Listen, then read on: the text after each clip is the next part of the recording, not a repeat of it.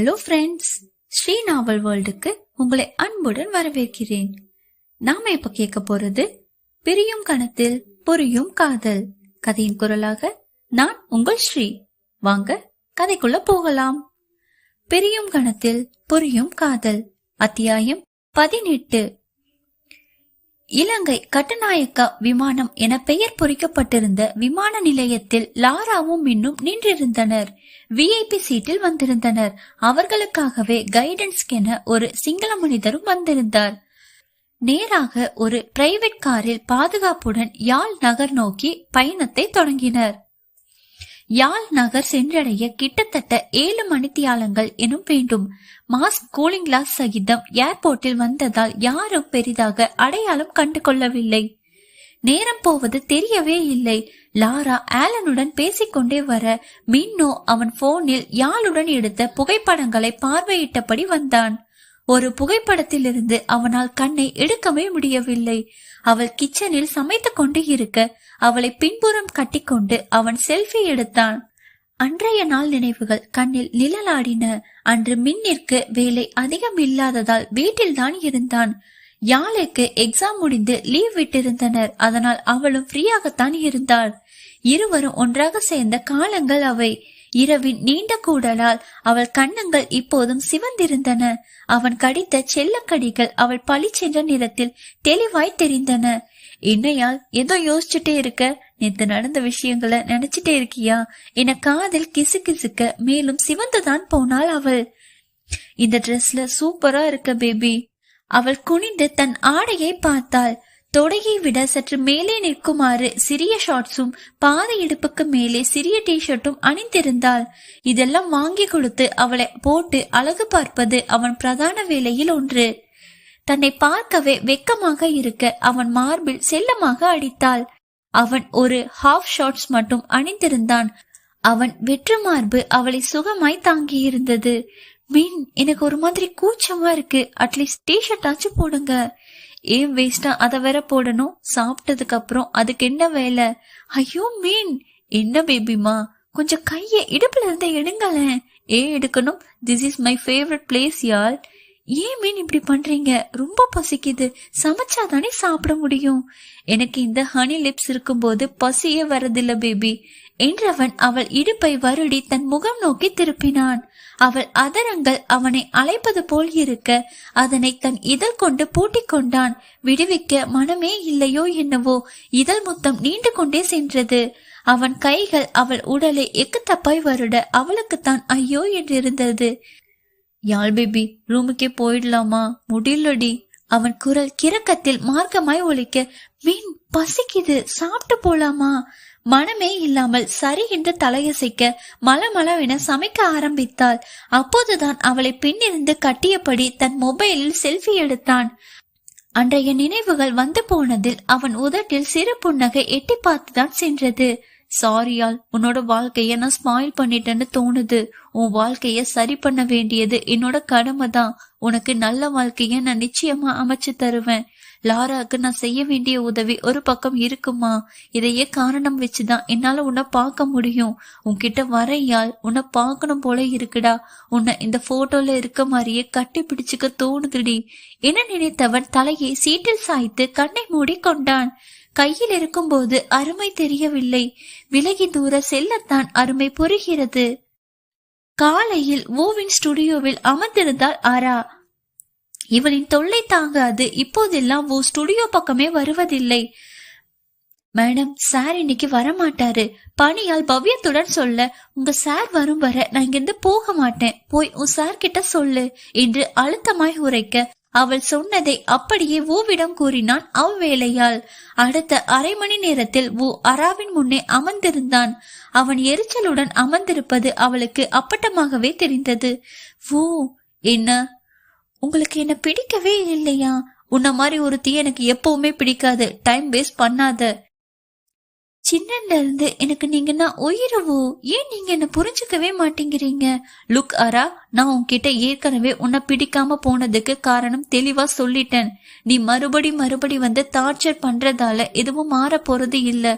என் மனசுல இப்பவுமே உன்ன மாதிரி ஆளுக்கு இடம் கிடையாது. உன் மேல காதல்ன்ற ஃபீலிங் எனக்கு வந்ததே இல்ல. உன்னோட குணமும் என்னோட குணமும் எப்பவுமே ஒத்து போக மாட்டேங்குது. தயவு செஞ்சு புரிஞ்சுக்கோ ஆரா. உனக்கான சரியான பார்ட்னர் நான் கிடையாது. ஒருவேளை என்கிட்ட இந்த பணம் சொத்து எல்லாம் இல்லாம இருந்திருந்தா நீ என்ன லவ் பண்ணிருப்பியா? அவளிடம் அமைதி. உன்னால என்னோட கேள்விக்கு பதில் சொல்ல முடியாது. உங்க குடும்பமே எனக்கு பிடிக்காத ஒண்ணு. ஹேஜுன் மட்டும் உங்க எல்லார விடவும் வித்தியாசமா இருந்தான். அவன் வாழ்க்கை நாசமா போறதுக்கு காரணம் நீயும் உன்னோட குடும்பமும் தான். உன்னோட காதல் சேரணும்னு நினைக்கிற நீ ஒரு சுயநலவாதியாரா? உன்னோட அண்ணன் உங்க பணவெறியாலையும் உங்க மிரட்டலையும் பயந்து போய் தனக்கு பிடிக்காத ஒரு பொண்ணை கல்யாணம் பண்ணியிருக்கான். சும்மா சொல்லாதீங்கவோ. லாராவும் அண்ணாவும் ஹாப்பியா தான் இருக்காங்க. அது வெளிப்புற பார்வைக்கு மட்டும். முக்கியமா ஹேஜுன் அவனோட காதலை இழந்ததுக்கு முக்கியமான காரணம் நீ தான் ஆரா. உண்மையான ஒரு காதலை அழிச்சிட்டு நீ உன்னோட காதல் சேரணும்னு நினைக்கிறது எந்த விதத்துல நியாயம்? அண்ணா லவ் பண்ணானா? ஏன் உனக்கு தெரியாதுன்னு பொய் சொல்ல போறியா ஆரா? எனக்கு உன்னை பத்தி நல்லாவே தெரியும். உன்னோட குடும்பம் கௌரவம்னு 2 இதயத்தை உண்மையான காதல இல்லாம பண்ணிட்டீங்க. உன்னோட வெட்டி பந்தாவுக்காக 4 மனசு உடைஞ்சு போயிருக்குன்னு சொன்னா நீ நம்புவியா? வாட்? என்ன புதுசு புதுசா சொல்றீங்க போ? நான் ஏன் பொய் சொல்லணும்? உன்னோட அண்ணன் மனசு உடைஞ்சது, உன் அண்ணன் காதலிச்ச பொண்ணோட மனசு உடைஞ்சது, உன் அண்ணியோட மனசு உடைஞ்சது, உன் அண்ணி லவ் பண்ணவரோட மனசு உடைஞ்சது. இவங்க எல்லாரோட மனசையும் உடைச்சிட்டு நீ மட்டும் சந்தோஷமா காதலிக்க போறியா? எனக்கு எதுவுமே புரியலவோ. லாராவ உன் அண்ணனுக்கு சூஸ் பண்ணது நீதானே, அது எனக்கு தெரியும். பணமும் பண்ணணும் சேரணும்னு நினைச்ச நீ மனசு சேரணும்னு நினைக்கலையே. லாரா ஒருத்தனை லவ் பண்ணது உனக்கும் தெரியும். ஆனா அவளை கல்யாணத்துக்கு சம்மதிக்க வைக்க நீ அவளோட அப்பாக்கு சொல்லி கொடுத்த பிளானும் எனக்கு தெரியும். உன்ன மாதிரி கேவலமான ஒருத்தி கிட்ட என்னோட லைஃப கொடுக்க எனக்கு கொஞ்சமும் விருப்பம் இல்ல. உன்னோட குறுக்கு மூலமா ஏதாச்சும் கிறுக்குத்தனமா யோசிச்சு என்ன பிளாக்மெயில் பண்ண பார்த்த அப்படின்னா உன்னோட முதலாவது எதிரி நானா தான் இருப்பேன். எல்லார் கூடவும் நான் நல்ல மாதிரி தான் இருக்கேன். எனக்கு கெட்டவனா மாத்த நினைக்காத. எனக்கு நீங்க சொல்ற எதுவும் தெரியாதுவோ. சத்தியமா அன்னை கல்யாணத்துக்கு முன்னாடி லவ் பண்ணாங்கன்னு தெரியாதுவோ. நான் ஒத்துக்கிறேன், அண்ணன் மனசு புரியாம நான் தப்பு பண்ணிட்டேன் தான். ஆனா அவன் லவ் பண்ணது சத்தியமா தெரியாதுவோ. என்ன நம்புங்க. இதோ பாரு ஆரா, உன்னை நான் எதுக்கு நம்பணும்? நீ உன்ல நம்பிக்கை வர மாதிரி என்னைக்கு நடந்திருக்க? உனக்கு மனுஷங்களை மதிக்க தெரியாது. நான் நினைச்சா நீங்க முன்ன எப்படி இருந்தீங்களோ அந்த நிலைமைக்கு கொண்டு போக முடியும். முதல்ல எல்லோரையும் சமமா மதிச்சு அவங்க கூட பழகு. உன்னோட பணத்திமிர தூக்கி குப்பையில போடு. உன்னோட பணத்தால எப்பவுமே என் காதல வாங்க முடியாது. ஒருவேளை உன்னோட குறுக்கு புத்தி நல்லா காமிச்சு என்ன கல்யாணம் பண்ண நினைச்சா என்னோட பொண்டாட்டின்னு நீ வெளியே பெருமையா சொல்லலாம். ஆனா ஒரு கணவனா சின்ன தீண்டல் கூட உன் மேல என் கை விழாது. யார் மேலையும் இது வரைக்கும் காட்டாத வெறுப்ப உன் மேல காட்டுவேன். நாங்க சின்ன வயசுல பணம் காசு இல்லாம கஷ்டப்பட்டது யாருக்குமே புரியாதுவோ. எல்லா மனுஷங்களுமே சுயநலமா இருந்தாங்க. ஒருவேளை சாப்பாட்டுக்காக எங்க அப்பா அம்மா ரொம்பவே கஷ்டப்பட்டாங்க. ஆனா யாருமே எங்களுக்காக அக்கறைப்படல. அண்ணன் தான் படிப்பை விட்டுட்டு அவரோட 15 வயசுல உங்க கம்பெனி டீம்ல ஜாயின் பண்ணாரு. அவனுக்கு டான்ஸ் சின்ன வயசுல இருந்தே பிடிக்கும். அவனோட திறமைக்கு நல்ல அங்கீகாரம் கிடைச்சது. அவனோட வருமானத்துல அப்பா சின்னதா பிசினஸ் ஸ்டார்ட் பண்ணாரு. எங்க லக்கோ என்னவோ நல்லா போச்சு. அது அடுத்த வந்த 3 வருஷத்துலயே நாங்க நல்ல நிலைக்கு வந்துட்டோம். அண்ணாவால தான் நாங்க நிக்கிறோம். அண்ணா லவ் பண்ண பொண்ணுன்னு நீங்க சொல்றது யாழினின்னு எனக்கு தெரியும். அவ அண்ணாக்கு பொருத்தமா இருக்க மாட்டான்னு தோணுச்சு. அவங்க கல்ச்சர் நம்மளோட ஒத்து போகும்னு தோணல. அதனாலதான் அண்ணாக்கு லாரா அணிய பார்த்தோம். அவங்க அண்ணாக்கு நல்ல மேட்ச்னு தோணுச்சு. அதான் அவசரமா கல்யாணத்துக்கு அரேஞ்ச் பண்ணோம். நான் தெய்வமா பார்க்கிற அண்ணனை யாழினி அடிச்சுட்டா. அதுல எனக்கு எக்கச்சக்க கோபம் அவ மேல. அவளை ஏதாச்சும் பண்ணணும்னு நினைச்சேன். அதான் அண்ணாவை கொலை பண்ண பார்த்தான்னு சொல்லி அவளை ஜெயில பிடிச்சு போட்டேன். ஆனா இந்த அண்ணா ஏன் அவளை விடுவிச்சதுன்னு தெரியல. ஏன்னா எப்பவுமே தப்பு பண்ண மாட்டான். அதுல நான் 100% உறுதியா இருந்தேன். நீ என்ன பண்ண நினைச்சாலும் யோசிச்சு செஞ்சிருக்கணும். உங்க அண்ணா தப்பு பண்ணான்னு எனக்கு தெரியும். அதுக்குதான் அந்த பொண்ணு உன் அண்ணனை அடிச்சுது.